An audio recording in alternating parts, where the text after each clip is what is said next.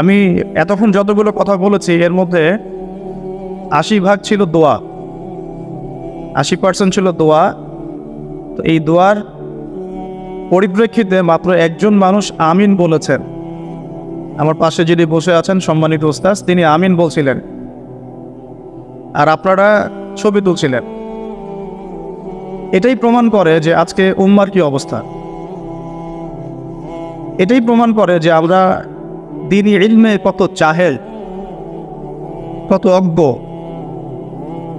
আমাদের ইসলাম এখন Protestant version of Islam. খ্রিস্টানরা যেমন Protestant version of Islam, Protestant version of Christianism follow করে, অর্থোডক্সরা, ক্যাথলিকরা, ঠিক আমরাও কেন জানি দিন দিন সেরকম হয়ে যাচ্ছে আর কি। কোরআনকে মহব্বত করি, কোরআন পড়তে জানি না। ইসলামকে মহব্বত করি, নামাজ পড়তে আসি না। গরিব দুঃখীদের জন্য মন কাঁদে, মাঝে মাঝে দান সাদাকা করি, ফরজ জাকাত আদায় করি না। দিনকে খুব মহব্বত করি, দিনের জন্য জীবন দিতে চাই, রক্ত ঢেলে দিয়ে শহীদ হব, খুব তামান্না, কিন্তু ফজরের নামাজ নাই। কোরআন তেলাওয়াত করতে জানে না, অর্থনৈতিক জীবনে হারাম খায়, সুদ খায়, ঘুষ খায়, দুর্নীতি করে, কিন্তু ইসলামকে মহব্বত করে।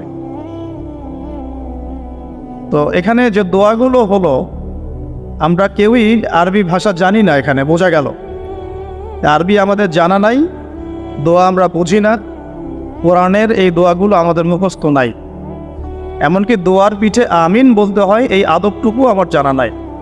আমি মোবাইলটা বের করে ছবি তুলছি, তাহলে এই ছেলেটাকে দিয়ে দিনের আল্লাহ পাকের রাস্তায় দাওয়াত কি হবে, আর জিহাদ কি হবে, আর ইকামতে দিন কি হবে, এটা বোঝার আমারও বাকি নাই। ওই পর্যন্তই। এরপরে যদি দেখা যায় যে ব্যক্তিকে নিয়ে এত শোডাউন, সে যদি না থাকে, তাকে দেখতেও কেউ যাবে না, খোঁজ নিতেও কেউ যাবে না, তার পরিবার কিভাবে চলছে এটা খোঁজও নিতে কেউ যাবে না। তাই উপরি উপরি আবেগ দিয়ে কোনো লাভ নাই, ফ্যান্টাসি দিয়ে দিন কায়েম হবে না। কিসের এত ফ্যান্টাসি? কেন দরকার এত ফ্যান্টাসি? কি করতে চান এসব ফ্যান্টাসি দিয়ে আপনারা? কোরআন তেলাওয়াত করা শিখছেন না কেন? কোরআন কি শুধু আলেম ওলামাদের জন্যে? 5 ওয়াক্ত নামাজ কেন পড়েন না? নামাজের হিসেব কি আল্লাহ পাক নিবেন না আপনার কাছে? যাকাত ফরজ হয়ে গেছে সেই কবে, যাকাত দিচ্ছেন না। সৎ কাজের আদেশ করতে আল্লাহ পাক বলেছেন, করছি না। অসৎ কাজে নিষেধ করতে বলেছেন, অসৎ কাজে নিষেধও করতে পারি না, সর্বোচ্চ ফেসবুকে 2 লাইন লিখতে পারি, এই পর্যন্তই। এখন যে ইস্যু চলছে সেটা নিয়ে 2 লাইন লিখবো, 7 দিন পর এই ইস্যু শেষ, নতুন ইস্যু আসবে, আবার নতুন ইস্যু নিয়ে 2 লাইন লিখ। এই তো মুসলিম উম্মাহকে ভিতর থেকে টুকরা টুকরা করে হাজার হাজার দলে বিভক্ত করে রেখে দিয়েছে। এই তো চলছে। ফ্যান্টাসি দিয়ে কি করতে পারবেন? একটা সময় ছিল যখন এই পুরো বিশ্বের রাজনৈতিক ক্ষমতা আমাদের হাতে ছিল। বিগত 100 বছর থেকে এটা আমাদের হাতে নাই, কারো কোনো ফিকিরও নাই, কেউ ভাবেও না, চিন্তাও করে না। একটা সময় ছিল যে আমাদের ভূমিতে কুফাররা থাকতো, বসবাস করতো, ট্যাক্স দিত, কর দিত, যেটাকে আমরা জিজিয়া বলি। জিজিয়া, জিজিয়া নামে কোনো শব্দ আছে এটা এই ইয়াং জেনারেশন জানা নাই। ওরা আমাদের রাষ্ট্রে থাকতো ট্যাক্স দিয়ে, কর দিয়ে, আর এখন আমরা ওদের কাছ থেকে একটা লোন পাওয়ার জন্য কত প্রসেস করি, লবিং করি, ওয়ার্ল্ড ব্যাংকে গিয়ে, IMF-এ গিয়ে, তাও 5%, 6%, 10%, 12% এত সুদ দিতে হবে, ওরা শর্ত আরোপ করে, আমাদেরকে মেনে নিতে হয়, আমরা বাধ্য হই। আমাদের কোনো ফিকিরই নাই আমরা কোন জাতি ছিলাম, এখন কোন জাতি হয়েছে। একসময় পুরো বিশ্বের অর্থনীতি আমরা নিয়ন্ত্রণ করতাম, এখন তাদের অনুদানের উপর ডিপেন্ড হয়ে থাকতে হচ্ছে আমাদের। একসময় পুরো বিশ্বের শিক্ষার ভিত্তি গড়েছিলাম আমরা। যে কোনো একটা সাবজেক্ট বলেন এবং সেই সাবজেক্টের গোড়ায় চলে যান, ফিলোসফি, অ্যাস্ট্রোনমি, কেমিস্ট্রি, অ্যাস্ট্রোফিজিক্স বা নর্মাল ফিজিক্স অথবা মেডিকেল সায়েন্স, যে কোনো সাবজেক্টের নাম বলেন, তার গোড়ায় যান, দেখবেন আপনি মুসলিম মনীষীদেরকে পাবেন। যারা এই বিশ্বটাকে গড়ে দিয়েছেন। এখন আমাদেরকে শিক্ষানীতি ধার করতে হচ্ছে মানুষের কাছ থেকে, পশ্চিমাদের কাছ থেকে। না আমরা আমাদের জেনারেল লাইনে এমন কোনো বিজ্ঞানী তৈরি করতে পারছি যারা মিসাইল তৈরি করতে পারে, আর না আমরা মাদ্রাসায় এমন মুহাদ্দিস তৈরি করতে পারছি যারা ইমাম বুখারী হতে পারে। এখন আমরা পড়ে আছি সেলফি নিয়ে, শোডাউন নিয়ে, ফেসবুকে স্ট্যাটাস নিয়ে, আর একে অপরের কাদা ছোড়াছুড়ি নিয়ে। ঘরের পাশে আগুন লেগেছে, ওই আগুন লাগা অবস্থাতেও মানুষ লড়াই করছে হাতটা বাঁধবে কোথায়।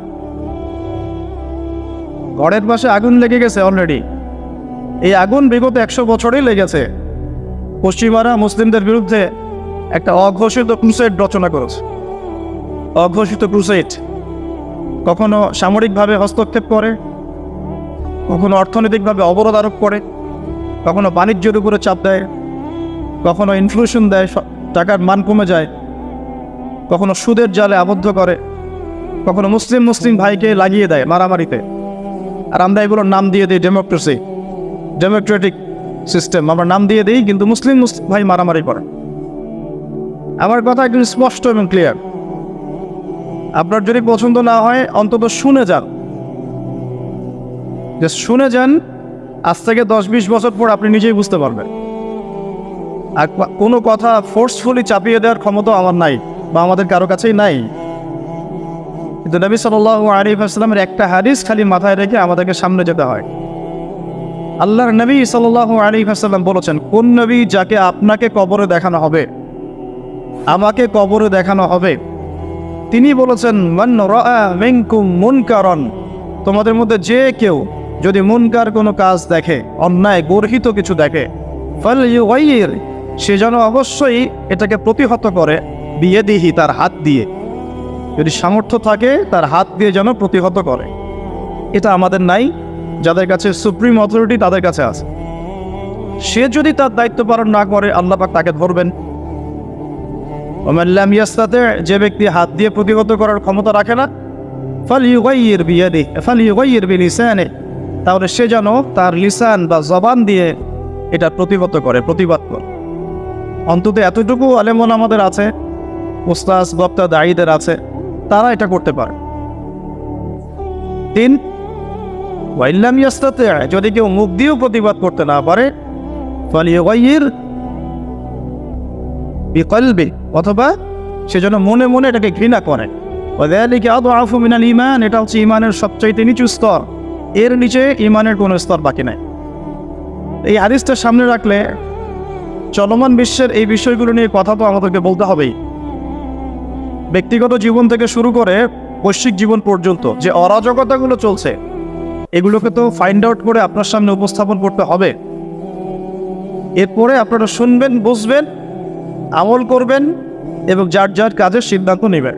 কেউ কাউকে ফোর্স করতে পারবে না, এটা ইসলাম। এখন আমরা যেগুলো নিয়ে পড়ে আছি সেগুলোতে যাওয়ার আগে আল্লাহ পাক সূরা আহজাবে আরেকটা কথা বলেছেন, এটাও শুনে রাখেন। এবার আপনার রব, আমার রব বলছেন, বিসমিল্লাহির রহমানির রহিম, ইয়া আইয়ুহাল্লাযীনা আমানু, হে মুমিনগণ। আল্লাহ আমাদেরকে বলছেন, হে মুমিনগণ, ইত্তাকুল্লাহ, তোমরা আল্লাহকে ভয় করো, আল্লাহকে ভয় করো। ওয়াকুলু কাওলান সাদীদা, স্পষ্ট করে সরাসরি সোজা কথা বলো, এত ডানে বামে না, এত পেঁচগোছ না, স্পষ্ট করে হক আর বাতিলকে স্পষ্টকারী সত্য কথা বলো, সোজাসুজি কথা বলো বা সরাসরি কথা বলো। কাওলান সাদীদা, স্পষ্ট করে সোজা কথা বলো, তাহলে কি হবে? আকুলু কাওলান সাদীদা ইউসলিহ লাকুম আ'মালাকুম ওয়া ইয়াগফির লাকুম যুনুবাকুম, তোমরা দুটো বেনিফিট পাবে। একটা হচ্ছে ইউসলিহ লাকুম আ'মালাকুম, আল্লাহ পাক তোমাদের আমল সব সংশোধন করে দিবেন, তোমাদের সব কাজগুলো আল্লাহ পাক গুছিয়ে দিবেন। ওয়া ইয়াগফির লাকুম যুনুবাকুম, তোমাদের সবার গুনাহ আল্লাহ মাফ করে দিবেন। ওয়া মান ইউতি'ইল্লাহা ওয়া রাসূলাহু, যে ব্যক্তি আল্লাহর আনুগত্য করে এবং তার রাসূলের আনুগত্য করে, ফাকাদ ফাযা ফাওজান আযীমা, এই ব্যক্তি সফল হলো। ফাওজান আযীমা মানে মহান সাফল্য অর্জন করল। সাফল্যের মানদণ্ড পেলাম এখানে সত্য কথা স্পষ্ট করা এবং আল্লাহকে ভয় করা। তাই যারা কথা বলতে পারে তাদেরকে সত্য কথা স্পষ্ট করতে হবে। আর এখানে সাফল্যের সন্ধানও পেলাম, আল্লাহর আনুগত্য করা, রাসূলের আনুগত্য করা। ঠিক আল্লাহ রাব্বুল আলামিন সূরা আলে ইমরানের 185 নম্বর আয়াতে এমন কথাই বলেছেন, প্রত্যেক নফস মৃত্যুর স্বাদ গ্রহণ করবে। ফামান যুহজিহা আনিন নারি ওয়া উদখিলাল জান্নাতা ফাকাদ ফাজ। যে ব্যক্তিকে জাহান্নামের আগুন থেকে বাঁচানো হবে, জান্নাতে প্রবেশ করানো হবে, এই ব্যক্তি হচ্ছে সফল, আর কেউ সফল। সাফল্যেরও সংজ্ঞা পেয়ে গেলাম আমরা। তো আমরা মূল কথায় আসি, ফ্যান্টাসি ছাড়তে হবে, মৌলিক কাজগুলো করতে হবে এবং চলমান বিশ্বটাকে বুঝতে হবে কোরআন এবং সুন্নাহর চোখ দিয়ে, তার মানদণ্ডে। ইতিহাস স্মরণ রাখতে হবে, আমরা কোন জাতি ছিলাম, এখন কি করছি, ভবিষ্যৎটা কি হতে পারে। কোন কোন জায়গায় ফোকাস করব সেগুলো আমরা আলোচনা আনবো ইনশাআল্লাহ। তার আগে একটা বিষয় বলে শুরু করি যে এখন ইসলাম আসার বলতে বোঝাচ্ছি নবী সাল্লাল্লাহু আলাইহি ওয়াসাল্লামের ইন্তেকাল হওয়ার প্রায় 1450 বছর চলে গেছে। কত বছর? প্রায় 1450 বছর চলে গেছে। আমরা এখন যে সমাজটাকে দেখছি, আমরা এখন যে পরিবারটাকে দেখছি, আমরা যে অর্থ ব্যবস্থা দেখছি, আমরা যে রাষ্ট্র ব্যবস্থা দেখছি এবং বিশ্বের উপর যাদের আধিপত্য দেখছি, এটা রাসূল সাল্লাল্লাহু আলাইহি ওয়াসাল্লামের ইন্তেকালের 1400 বছর পরের পৃথিবী। আমি কি বুঝাতে পারছি? এটাই সব না, এটা 1400 বছর পরের একটা ওয়ার্ল্ড আমরা দেখছি। কেমন ছিল ওই সময়? নবী সাল্লাল্লাহু আলাইহি ওয়াসাল্লাম যখন নবী হন নাই, তখনকার সমাজটা এখনকার বিশ্বের মতো ছিল। বলবেন কিভাবে? আমি বলছি, আমার কাছে হুজ্জাত আছে, প্রমাণ আছে, আমি প্রমাণ করছি কিভাবে। নবী সাল্লাল্লাহু আলাইহি ওয়াসাল্লাম যে যুগে নবী হন নাই, এখনও নবী হন নাই, যেটাকে আমরা বলি, কটাক্ষ করে বলি মধ্যযুগ, বা আমরা অনেক সময় অপমান করে বলি আইয়ামে জাহেলিয়া। শব্দগুলো শুনেছেন তো আপনারা? কখনো কি প্রশ্ন করেছেন যে আসলে কেন এই যুগটাকে আমরা জাহেলিয়া বলি, কেন অন্ধকারাচ্ছন্ন যুগ বলি? ওই যুগটা কি সূর্য উঠতো না? ওই যুগে কি সূর্য উঠতো না? তাহলে কেন অন্ধকারাচ্ছন্ন যুগ বলি? এক, ওই যুগের মানুষ আল্লাহ পাকের তাওহীদ, একত্ববাদ এর সাথে শিরককে মিশ্রিত করেছিল, এক নাম্বার। তাহলে এক নাম্বার কারণ কি? ওই যুগের মানুষ আল্লাহ পাকের তাওহীদের সাথে শিরককে মিক্স আপ করেছেন। মনে করবেন না যে তারা আল্লাহকে বিশ্বাস করতো না, এটা ভুল ধারণা। তারা সবাই আল্লাহকে বিশ্বাস করত, গুটি কয়েক মানুষ ছাড়া। এমনকি আবু জাহেল, যাকে আমরা বলি এই উম্মতের ফেরাউন, নবীজি বলেছেন আবু জাহেল হচ্ছে এই উম্মতের ফেরাউন। বদরের যুদ্ধে যখন আব্দুল্লাহ বিন মাসউদ রাদিয়াল্লাহু আনহু তার গর্দানটা কেটে নিয়ে আসছেন, আসলে সামনে রেখেছেন সাল্লাল্লাহু আলাইহি ওয়াসাল্লাম, নবীজি গর্দান দেখে বলেছিলেন এ হচ্ছে এই উম্মতের আবু জাহেল, এই হচ্ছে এই উম্মতের ফেরাউন। এই আবু জাহেল হচ্ছে এই উম্মতের ফেরাউন। আর ফেরাউন হচ্ছে বড় কোনো কাফের নাই, এখনো নাই, ছিলও না, আসবেও না ইনশাআল্লাহ। তো এই আবু জাহেল যখন বদরের যুদ্ধ করতে যাচ্ছিল, তখন সে প্রথমে কাবা ঘরে গিয়েছে। কোথায় গিয়েছে? গিয়ে বলেছে আল্লাহুম্মা ইন কুনতা তা'লাম, হে আল্লাহ আপনি যদি জানেন, আর কথাগুলো খেয়াল করবেন, হে আল্লাহ আপনি যদি জানেন যে আন্না মুহাম্মাদান আলাল হক, মুহাম্মদ সাল্লাল্লাহু আলাইহি ওয়াসাল্লাম সত্যের উপরে আছে, ফানসুরহু, আল্লাহ আপনি তাকেই সাহায্য করেন। বুঝাতে পারলাম? ওয়া ইন কুনতা তা'লাম, এবং আপনি যদি জানেন যে নাহনুল কুরাইশ আলাল হক, আমরা কুরাইশরা হকের উপরে আছি, ফানসুরনা, তাহলে আমাদেরকে সাহায্য করেন। বুঝাতে চাচ্ছি আবু জাহেলের মতো মানুষও আল্লাহকে বিশ্বাস করত। আইয়ামে জাহিলিয়াত মানে এমন নয় যে ওরা সবাই নাস্তিক ছিল, না, নট এট অল, মোটেই এমন নয়। তারা আল্লাহকে বিশ্বাস করতো। তাহলে আল্লাহ পাক তাদেরকে কাফের কেন বলছেন? উত্তর সূরা জুমারের মধ্যে আছে। তারা লাত, উজ্জা, হুবল, মানাত এগুলোর পূজা করত, মূর্তি পূজা করতো, এটা তো আপনারা জানেন। তো তারা বলতো, তাদের যুক্তি ছিল, মা না'বুদুহুম, আমরা শুধুমাত্র এই কারণেই তাদের ইবাদত করি, ইল্লা লিয়ুকাররিবুনা ইলাল্লাহি যুলফা, এরা আমাদেরকে আল্লাহ পর্যন্ত পৌঁছে দিবে। তাহলে রিজনটা কি? দলিল আদিল্লা কি তাদের মূর্তি পূজার পিছনে? আমরা এগুলোর মধ্য দিয়ে আল্লাহর নৈকট্য অর্জন করতে চাচ্ছি। তার মানে তারা সবাই আল্লাহকে বিশ্বাস তো করতো যে একজন আল্লাহ আছেন। এখনকার বিশ্বের দিকে তাকিয়ে দেখুন, ওই একই শিরকের ছোঁয়া সব জায়গায় লেগে গেছে। মানুষ আল্লাহকে বিশ্বাস করে, কিন্তু ইবাদত বন্দেগীর জীবনে গিয়ে আল্লাহর সাথে অন্যকে শরিক করছে, ইকোনমিতে গিয়ে আল্লাহর সাথে অন্যকে শরিক করছে, পলিটিক্স করতে গিয়ে আল্লাহর সাথে অন্যকে শরিক করছে, ওয়ার্ল্ড অ্যাফেয়ার্সকে ডিল করতে গিয়ে আল্লাহর সাথে অন্যকে শরিক করছে। মানুষ আল্লাহকে বিশ্বাস করেও এখন মুশরিক হচ্ছে। আপনি কোন সেন্সে ওইটাকে আইয়ামে জাহিলিয়াত বলছেন, আর এখনকার যুগটাকে পুত পবিত্র বলছেন? এগিয়ে যাওয়ার যুগ, সায়েন্স অ্যান্ড টেকনোলজির যুগ। দেখাচ্ছি আপনাকে টেকনোলজি কাকে বলে। সুলাইমান আলাইহিস সালামের সময় বিশ্বে এমন প্রযুক্তি ছিল, এই প্রযুক্তির ধার কাছেও কোনোদিনও এই বিশ্ব আর যেতে পারবে না। আমি আমার হ্যাডসেট নিচ থেকে কথা বলছি না, এগুলোর দলিল আছে সূরা সাবার মধ্যে, সূরা নামলের মধ্যে, অন্য অনেক জায়গায়, যে আল্লাহ রাব্বুল আলামিন সুলাইমান আলাইহিস সালামকে এমন রাজত্ব দিয়েছিলেন, এমন সুপ্রিম অথরিটি, ক্ষমতা, পাওয়ার, টেকনোলজি পৃথিবীতে কখনো ছিলও না, কিয়ামত পর্যন্ত আসবেও না। এখন পর্যন্ত কোনো টেকনোলজি আসে নাই যে আমি এই চেয়ারটাকে বলবো চলো আমাকে ঢাকায় নিয়ে নামাই দিবে, তাও আবার 1 সেকেন্ডের মধ্যে। কতটুকু সময়? এখন পর্যন্ত কোনো টেকনোলজি আসে নাই যে আমি চোখের পলক ফেলবো, এইটুক সময়ের মধ্যে আমার স্ত্রীকে আমার পাশে নিয়ে বসায় দেবে। আসছে? সুলাইমান আলাইহিস সালামের সময় এমন ছিল। সাগর থেকে মণিমুক্তা আরোহণ করে এটা দিয়ে অট্টালিকা নির্মাণ করা হোক। তিনি জিন জাতিকে দিয়ে কাজ করাতে পারতেন। তিনি যাচ্ছেন রাস্তায়, পিঁপড়ারা গল্প করছে, এই সবাই গর্তে ঢোকো, সুলাইমান আসলে তোমাদেরকে পিষে ফেলবে। আর তিনি মুচিমুচ হাসছেন, পাখির ভাষাও বুঝতে পারছেন, পিঁপড়ার ভাষাও বুঝতে পারছেন।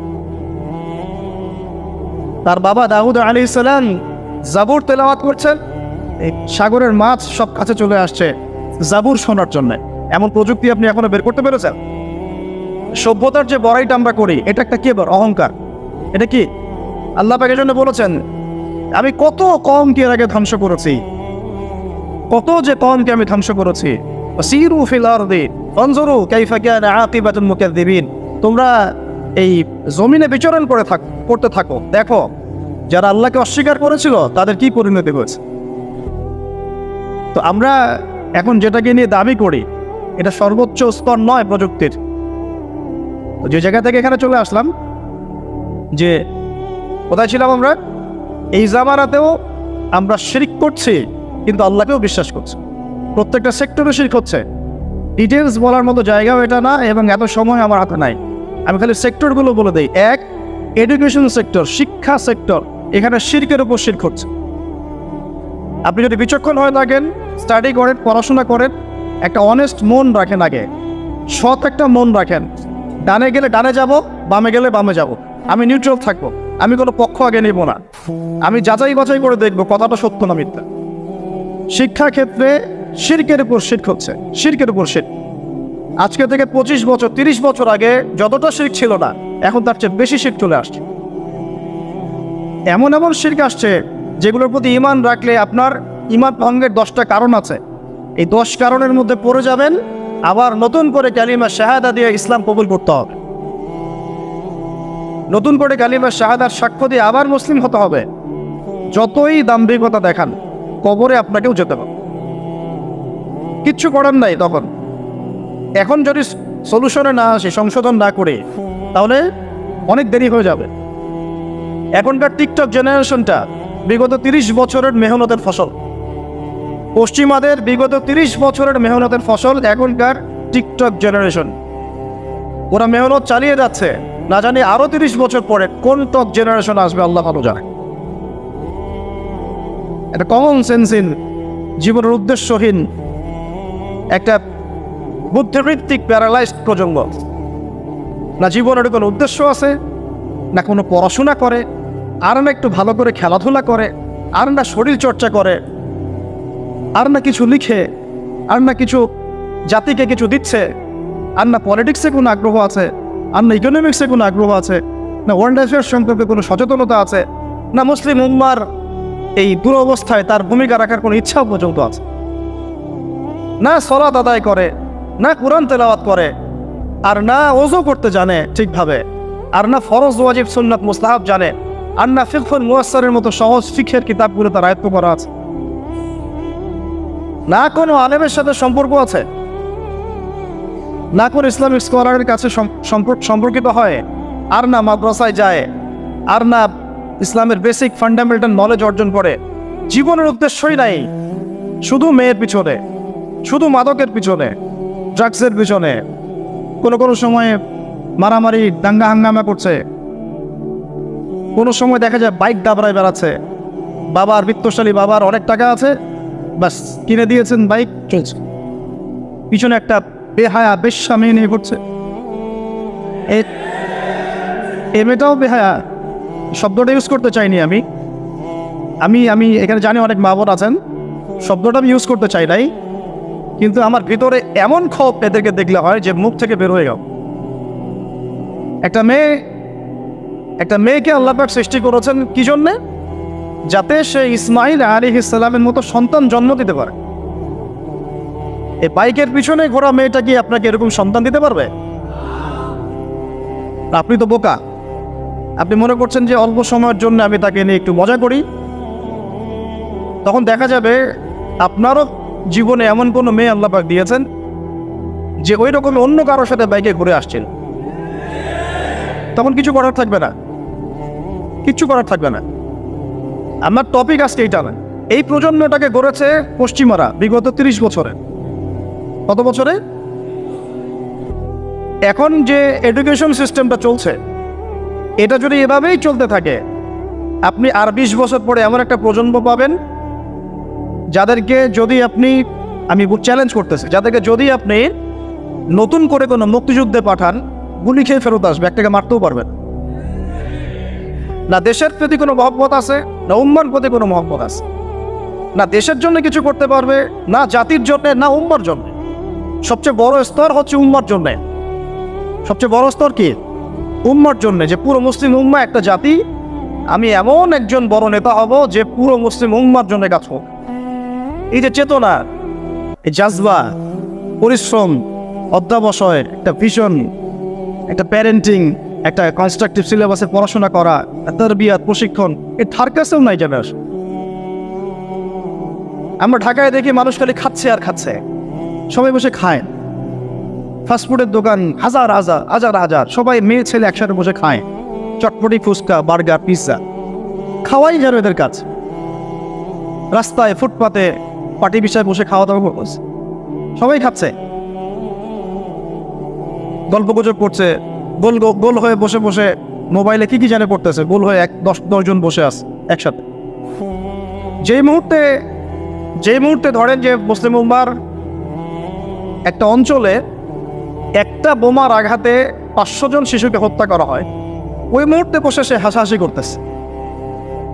ওই মুহূর্তেও তার কোনো ফিকির নাই, নামাজের সেজদায় একটু দোয়া করব, আমি আল্লাহর দিকে ফিরে আসি।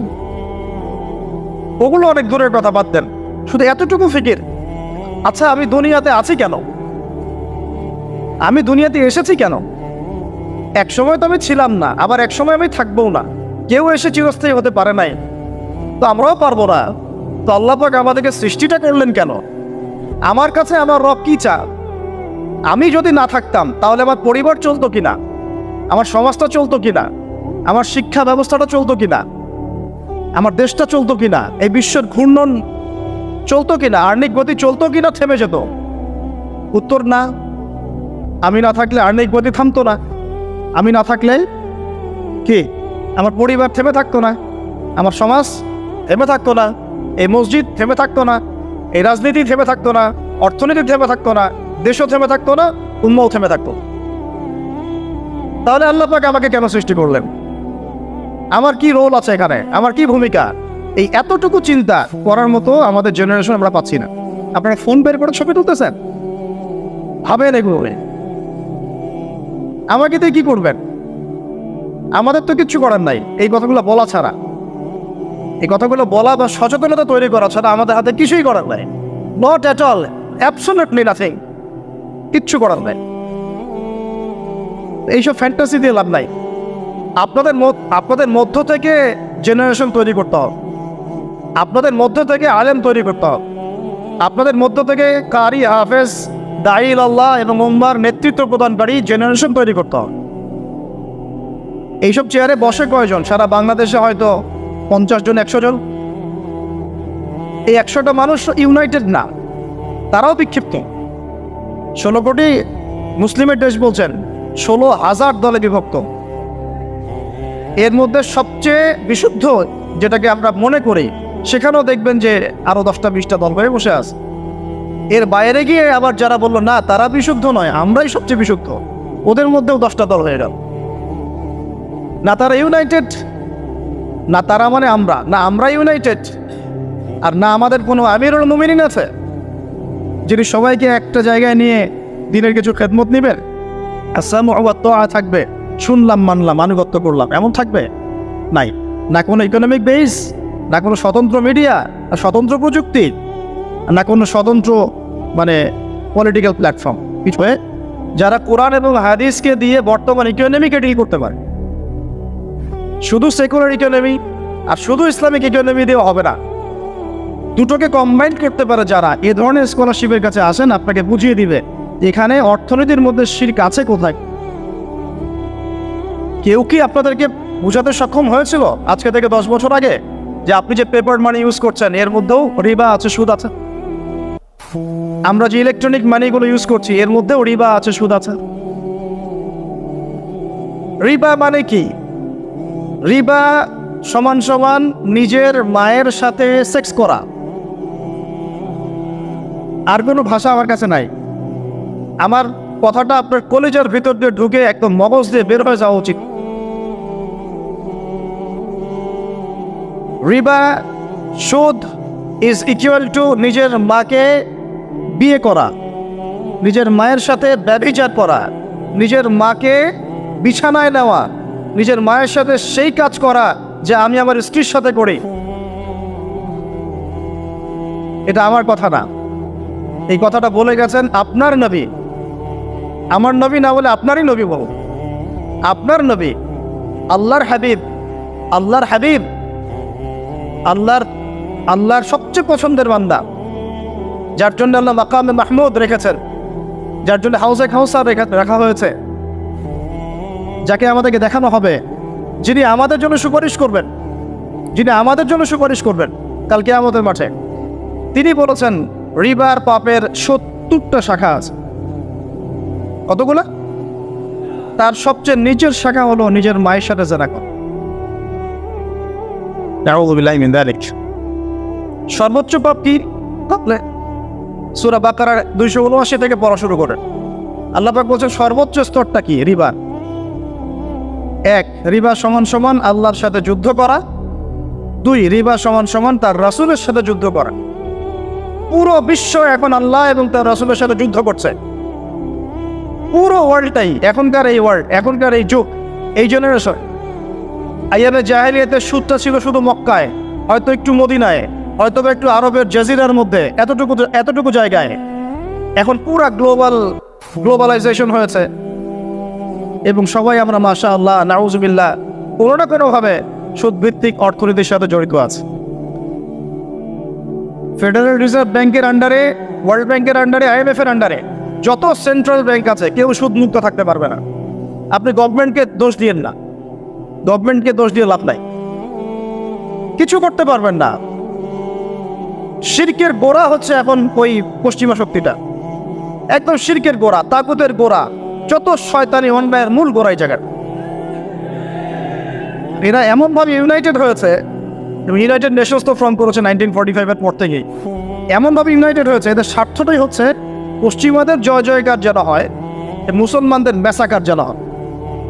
এটাই তাদের ভিশন ছিল। এই ভিশনে বিগত 100 বছর থেকে আমরা হাঁটছি। এটাই জায়নিস্টদের ভিশন ছিল। এরা কারা? এরা ইহুদি খ্রিস্টানদের মধ্যে একটা জাতি, একটা গ্রুপ, যারা এই ওয়ার্ল্ডটাকে রুল করতে চায়, শাসন করতে চায়। এখনো চোখে আঙ্গুল দিয়ে দেখাতে হবে যে তারা ওয়ার্ল্ডকে শাসন করছে, বেশ শাক করছে। একদিনে যদি 500 কেন 5000 বাচ্চাকেও মেরে শেষ করে ফেলে, তবুও তাদের এগেনস্টে কোনো পদক্ষেপ তারা নেবে না, কোনো পদক্ষেপ।